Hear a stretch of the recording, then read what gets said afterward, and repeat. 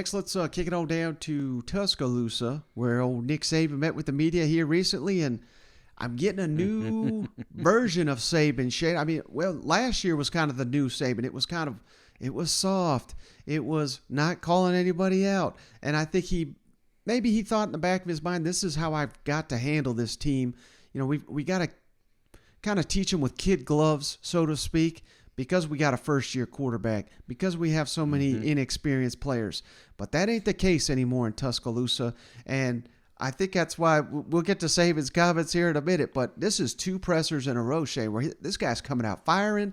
He's talking about calling people out for the rebuild comments, and now he's got Larry Fitzgerald down here teaching these players that you have to put in the work, you have to love the process, and he says we need everybody to be that way, which says to me that he's not fully satisfied with the effort the players are putting in, and they're the only ones that are going to stop themselves from winning a championship. So let's kick it over to Saban, Shane, Larry Fitzgerald's message to the team, as well as I just thought this was great, where he's sitting here saying, well, we got one All-American versus another All-American going head-to-head. They get better. They all win awards, and it's just goodness. I mean, this was a recruiting plug if there ever was one, too.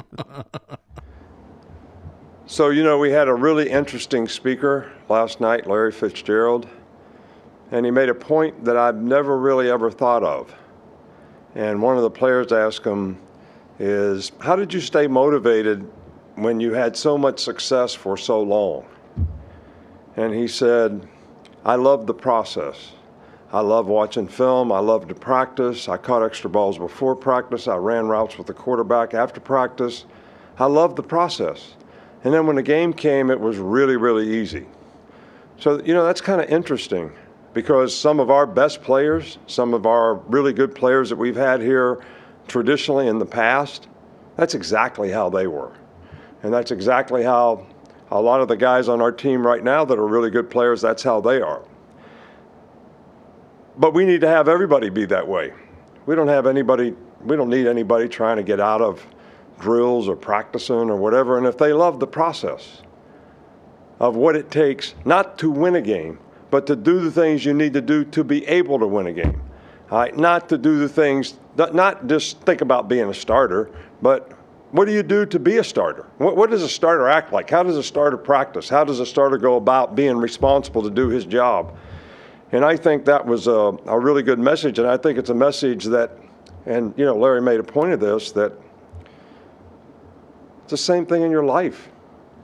Being a good parent, being a good husband, doing a good job in whatever it is you do.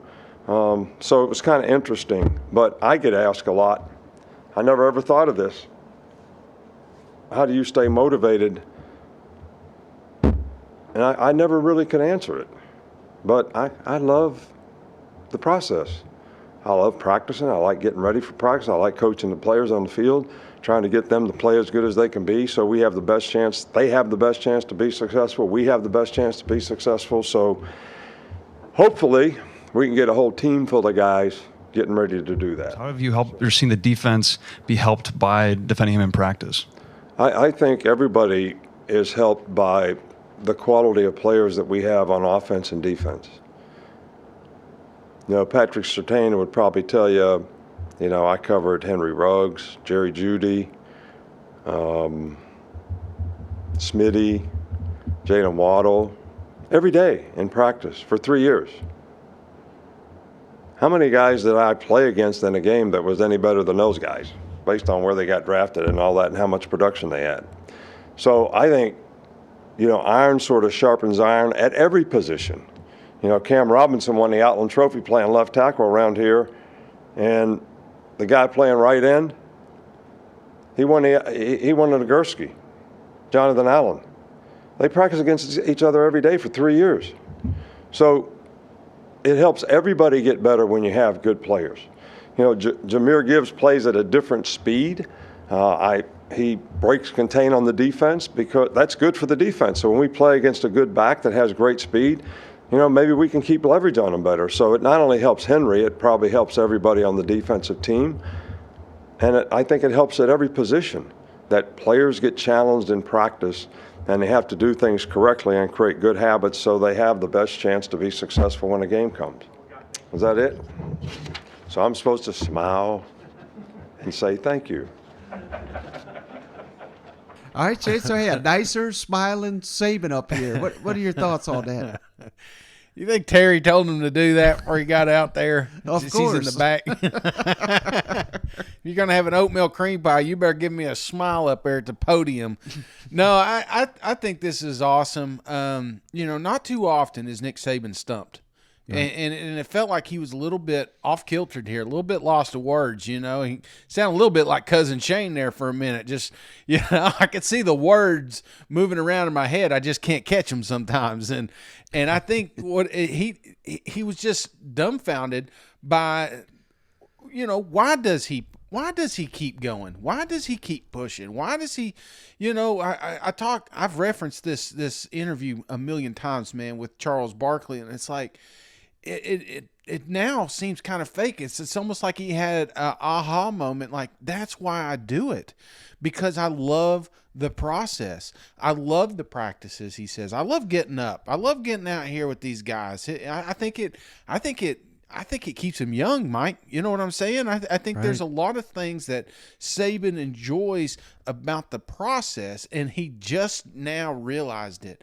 And who better to tell them than one of the all-time greatest wide receivers to ever play in the NFL? Yeah, and even the GOAT, Shane. I mean, he needs motivation from time to time. I've not read the book yet. It just came out, but old John Talty down there of AL.com, I know he's been plugging it like crazy. Been on Feinbaum, but apparently, Shane, I don't know if you've heard this yet, but there was a story where right after the Kick 6 game back in, what would that have been, 2013, Saban was basically 1 foot out the door at Alabama, and he was going to go be a game day Lee Corso for ESPN. Yeah, but I didn't hear that. Yeah, obviously that didn't happen, and he's found his passion to keep kicking ass down there at Alabama. But I just make that point because even the greatest of all time, at times, even he's maybe looking towards what's next and where his career could go. But it's lessons like this from legends like Larry Fitzgerald that are going to resonate more than anything else with a lot of these elite players on the team down there. And what's crazy, man, the first thing when I saw him make that little joke, because that little 10-second video went viral, and I just thought, man, here it is. Here's the greatest of all time. And I know there's stories about the cheats, and I mean, that's with every head coach. You're going to have those little asterisks underneath them. But the fact of the matter is, nobody is doing it like Nick Saban, and I don't know if anyone ever will. And you can't help but wonder, man, there will come a time, what does it look like 10, 15 years, 20 years from now when you're telling your grandkids about Nick Saban? You know what I'm saying? It's just you forget that you are in a timeline right now, and you are getting to witness one of the all-time greatest to do it.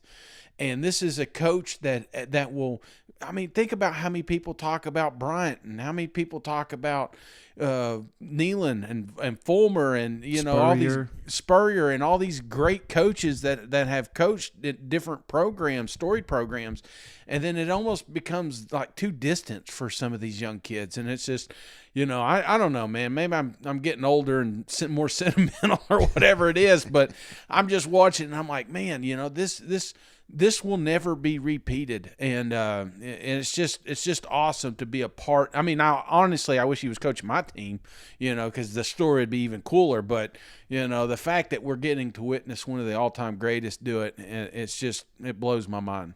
And he's still learning, man. He learned today that he loved the process, and he learns that from a receiver that a fourth his age. Right. I don't know if you're a fan of The Office, Shane, but like Andy from The Office says, I wish there was a way to know you were in the good old days while you're in them. But Alabama fans, you are in the good old days right now. So soak it all up, because you got a legend coaching your football team. You know what? Absolutely. And I probably should have fact checked the age thing. He's 38, so we'll say a third, not a fourth. All right,